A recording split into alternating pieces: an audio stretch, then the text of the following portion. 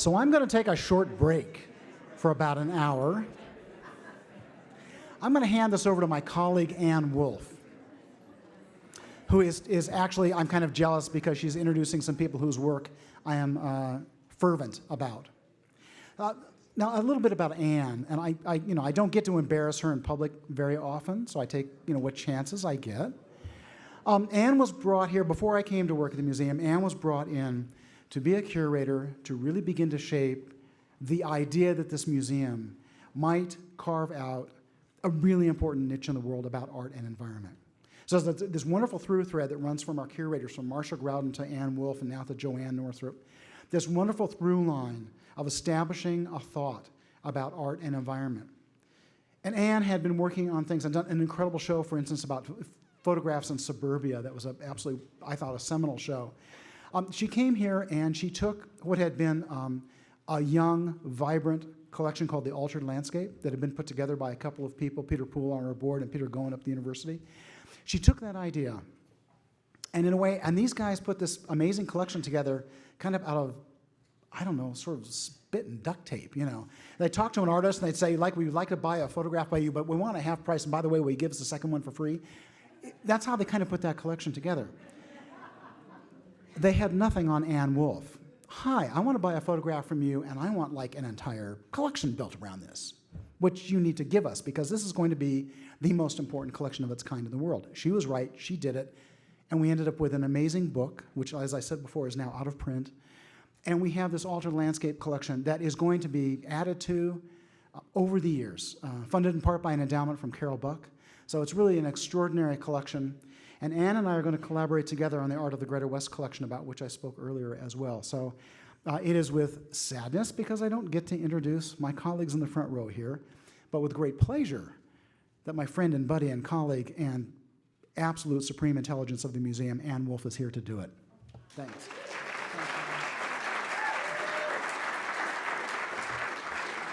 Bill is way too kind, but welcome to everybody who I have not had a chance to say hello to yet during this conference. It's great to see old friends and have the pleasure of kicking off this last session of Saturday's conference. So, as many of you know, many of the foundational works in our collection here at the museum, both our archive collections as well as our photography collection, are somewhat situated around earthworks and land artists and their work in the American West. And you may have heard that many of the seminal pieces in the archive collection are related to the works of Walter D. Maria, Michael Heiser. And hopefully, over the past couple of days, you've observed that we spend a lot of time thinking about how to expand the notion of land arts and earthworks, and how we might evolve our ideas about those particular practices. And we do that by working with people like Ugo Rondinone, working with people like the Harrisons, and Lita Albuquerque as well. So today I get the great pleasure of working with another artist who is definitely evolving our idea of earthworks. That might be one way to describe him, Ken Goldberg. Ken comes to the world of contemporary art by way of a very interesting pedigree, you might say. He earned dual degrees in electrical engineering and economics from the University of Pennsylvania and advanced degrees from Carnegie Mellon University. He joined the UC Berkeley faculty in 1995, where he is professor of industrial engineering and operations research, with secondary appointments, and I love this part, in electrical engineering, computer science, art practice, the School of Information, and in the department, and we're not done, and in the Department of Radiation Oncology at the UCSF Medical School. He was also recently nominated for co-directing the short film, Why We Love Robots. So he is currently the Craigslist Distinguished Professor of New Media at UC Berkeley, where he and his students investigate robotics, art, and social media. In 2012, my colleagues Joanne Northrop here at the Nevada Museum of Art commissioned Goldberg and his team, that includes Fernanda Viégas and Martin Wattenberg and a couple others who aren't here today with us. They're going to speak after Ken, but we commissioned him to make what has often been referred to as the first internet-based earthwork, and it's on view upstairs in our media gallery. So without further ado, I will introduce Ken.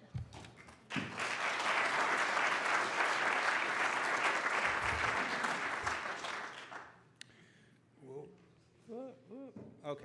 Thank you so much, Anne. And I want to thank Anne, Bill, Joanne, David, all the staff here, and all of the supporters of this museum, because I think I speak on behalf of all of us, the artists and the attendees and your audience, really, that you have really done something amazing with this place. It has this character of something that's really bold, that when you walk through those galleries, when you see the programming that comes out of here, there's a real sense of uniqueness, of something that's really different than what everybody else is doing out there. And I want to thank you for that. And in a state known for gambling, thank you for taking risks.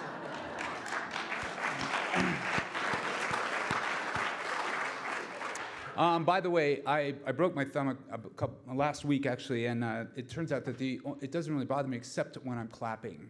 So unfortunately, it's been kind of a struggle here for the last couple of days. And what we've been hearing about, everything from Aboriginal art to taxidermy to deserts, hanging fish, lightning fields to panda bacon, the big subject that's been sort of hovering over our heads like a giant slab of compressed dirt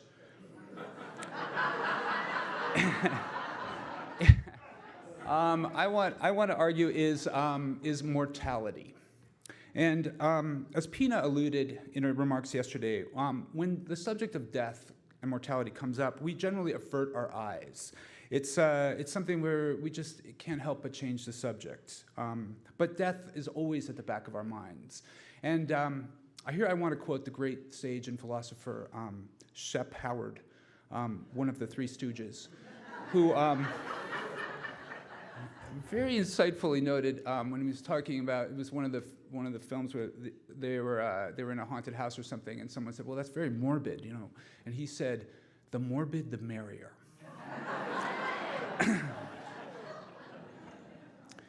So, as Anne noted, I'm interested in the relationship between the digital and the natural world, and that affects the two projects I'm going to describe briefly for you today. My research really is, and both my research and my art center around the subject of the robot, both as a machine and as a metaphor. And I also am very influenced by this, by Heidegger, in particular this essay in the question concerning technology, where he says that the essence of technology is nothing technological. And it takes some unraveling to figure out what he means by this, but he uses a specific term, Gestell, which is what he basically talks about is a mode of being. It's the way we, all of us, essentially, we are in a technological mode of being today. And what he means by that is that we all share this view where we treat nature, the environment, as a resource, as something to be essentially dammed up and controlled and packaged and essentially saved up for later use, but to basically be harnessed in some way. And I think that's actually it's a very profound way of thinking about technology, not just as the specifics of its machinery, but as a whole world view. The project I want to talk about, it goes back to the early days of the internet, and this is about 1995. I learned about the internet from my students. I was at that time at the University of Southern California, and it was love at first sight. I mean, this is an amazing, and we all know this today. We all use it. But even the terminology, the World Wide Web, it had this great grand vision of connecting the world. I also love the term surfing that was often used, like to surf the web. You don't hear it so much anymore, but it's still kind of this idea of what the potential of this thing could be. And my students and I were working in robotics, and we started thinking about the idea of this intersection between the natural and the digital. And so we wanted to build an installation that would reflect that. And so since we were working with robots, we decided to put a robot in the center of a garden. And the title of the piece is Telegarden. It's an industrial robot. It's about 4 feet tall, and it's in the center of a garden. It's about 12 feet in diameter. And there's about 18 inches of soil there. So we put these plants together and some example plants. And then we opened up an interface on the web so that anyone using their browser could come in and visit the garden. And as you can see, this is an overview of the workspace of the robot. Right at the tip was a small camera, and then you could, by clicking on this workspace, you could direct the robot to move, take an image, and then send it back. So you can, in that way, essentially move around the garden. You could also zoom in and zoom out from this control. But if you wanted to get more involved, you could register for a password. And then we would send you a password, and then you could start to participate by watering the garden. So you could indicate a spot that you wanted to water, and you could help us in that way water the garden collectively. And so, and if you watered for a certain amount of time, you were then granted your first seed, and you would get to plant that anywhere you wished. In fact, we had no restrictions. We were it became kind of a social experiment because we kind of were curious what would happen. Like, would people plant on top of other people's plants, and what kind of chaos would happen? And there was an open area where people, this village green, where people would come together and they could chat. It was an early chat room. So if you did plant on top of somebody, they could look up who did that and then yell at you or something in the garden. But surprisingly, there wasn't too much of that. It was actually it was a very supportive community, but it was a bigger community than we thought.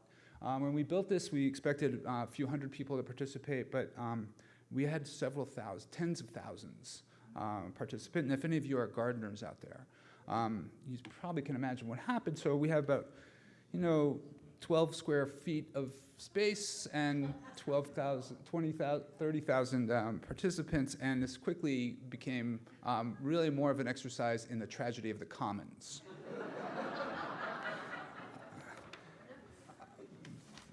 But there are a lot of things that we also didn't expect. One of the things that came up was out of the blue, a student wrote to me about a month or so after it was opened, and he said, he just asked a simple question: how do I know the garden is real? And I remember catching me off guard because we were digging in the dirt, trying to make sure there wasn't leaks and fighting aphid infestations, and it would just never occurred to me. But I realized that the question was actually very profound, and it was right around the time that I moved to UC Berkeley, and what he was really asking about was this distinction between what we might call virtual reality and distal reality. So both of these are mediated experiences. Virtual reality, as we know, is where you're using some kind of computer graphics. And since then, and this was almost 20 years ago, the technology of virtual reality has gotten so much better. It's enormous, and it's poised, by the way, to explode again with the Oculus Rift, which will become available very soon. And if you've tried it, it's an amazing, amazing, mind-blowing experience. It's very much, there's a big change coming. But the distinction between that and what is real reality, but maybe distant from us, is often very difficult to discern. And I became interested in this idea of when do we know what's real and what's not? For example, many of the conversations and the presentations we've seen today, we've seen pictures, we've seen images of the taxidermy, for example, but you're always wondering where is that boundary between what's the reality and what's constructed? So Dreyfus and I started working on this together, and we coined a term, telepistemology, which is never taken off, but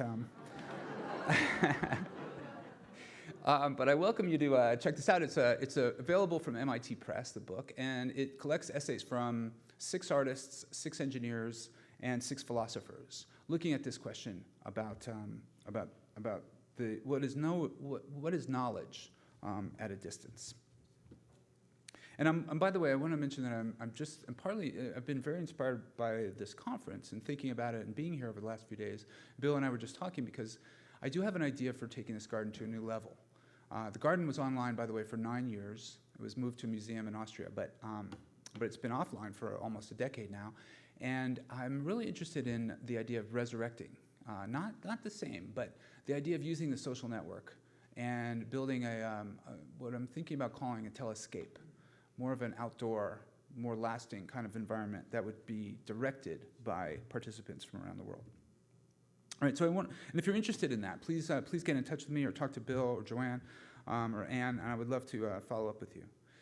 So the second and last project I'll talk about is the one that's here on exhibit, and it's with Martin and Fernanda, and we call this project Bloom. And the idea of this is we do think of this very much as a piece of land art, in the spirit of the great earthworks and land art pieces that we've talked about, that always have to do with issues of scale, both in terms of space but also time.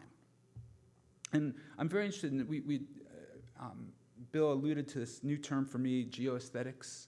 I'm very interested in what this means in terms of links with architecture, geology, and the idea of thinking about stepping back and thinking about things more on a very different kind of time scale, on a sort of geological time scale, and thinking about the Earth itself at its more foundational levels. So the project begins with data, and after I'd been at Berkeley for about 2 years, I approached the directors of the seismology lab and asked if they, because I was very interested in this idea that we were on a fault line. Berkeley's campus actually is literally on a fault line, the Hayward Fault. And so we were talking about it, and they have a seismometer right under campus that is continuously recording the movement of the Earth. And so after a long series of discussions, we got the permission to let us have access to that data stream. So in other words, it's coming in constantly. So every 100th of a second, we get a new update. And they agreed very generously to share that data with us. And that was the beginning of the first of 4 what I call companion works. And that was in '97. So I'll just touch on the first 3, and then I'll spend a little more time on the last one. The first one was called Memento Mori. And the idea was that we took the live signal and we just displayed it in a very minimalist form. It's just literally the signal streaming across the screen. In fact, when we showed it to the seismologists, they said, "Wait, where's the axes, and you got to put the scale in there and all this." And we're like, no. It's just about.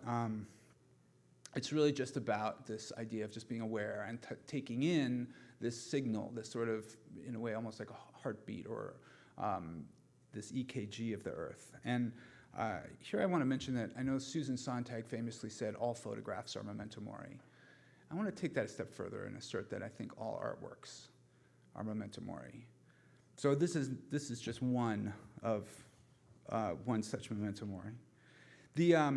The idea, though, is that it was meant to evoke the kind of grim Renaissance idea of reminder of mortality, of a warning against vanity, and with oftentimes evoking images of skulls and skeletons and graves. And then after this was up, one of my colleagues was in the music department, Randall Packer, and he said, "What about sonifying this? What about making something you could hear?"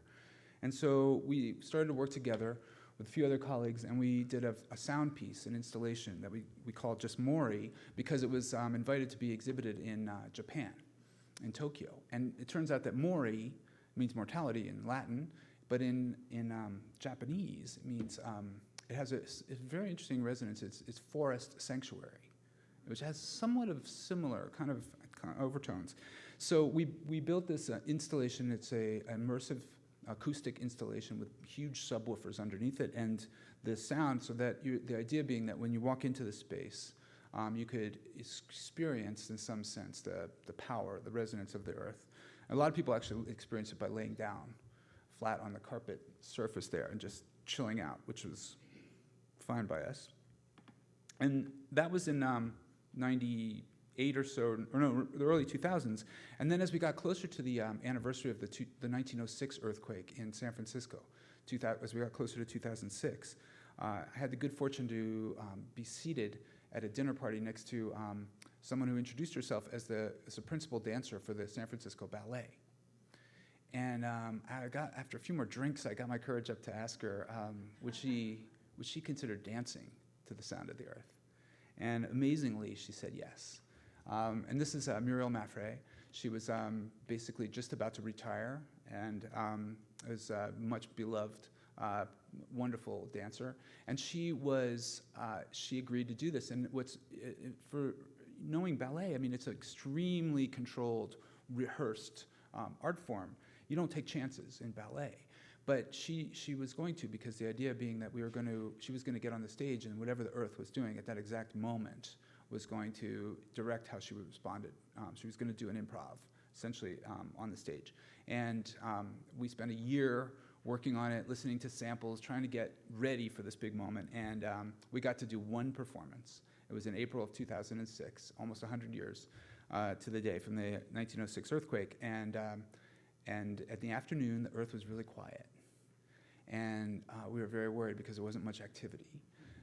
So we were thinking about turning up the knobs, but they were afraid, actually, in the theater, in the opera house, that this was going to create like chandeliers coming down and things. So we just sort of took our chances. And when the curtain went up, the earth was in full form, and she did a fantastic job.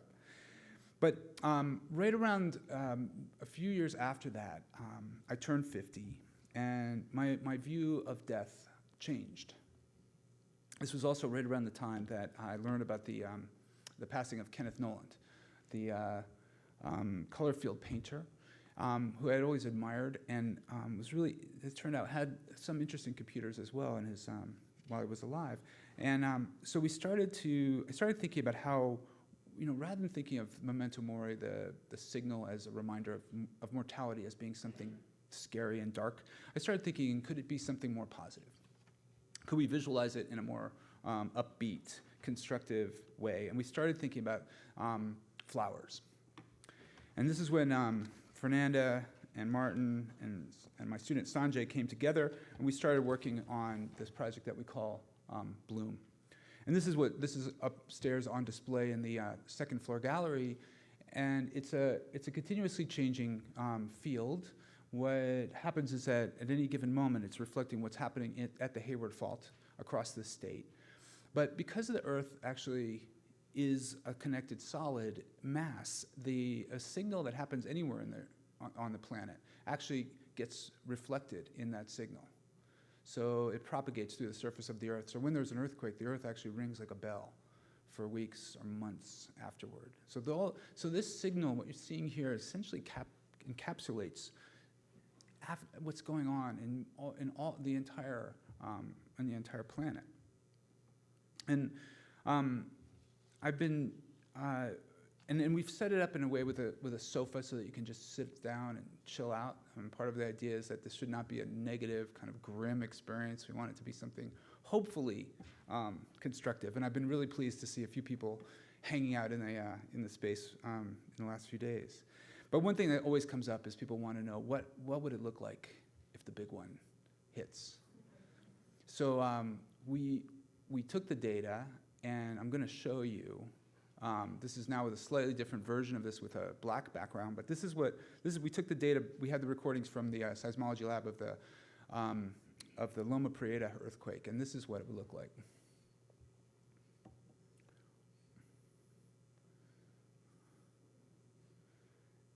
And I was just thinking about this when Ken Baker was talking about the lightning fields and the reference to the nuclear bombs. In some way, there's something that for me triggers that same kind of sense that this is what it looks like when when it happens. But I have to say that over the course of this project, I've lightened up quite a bit. I don't think that mortality is necessarily so grim, and I think that rather than denying it, it's so much better to admit it, to accept it, and to use this awareness to shift our focus to the time that we have left. So we can take risks, we can celebrate, and we can really enjoy being alive and make the most of it. Thank you.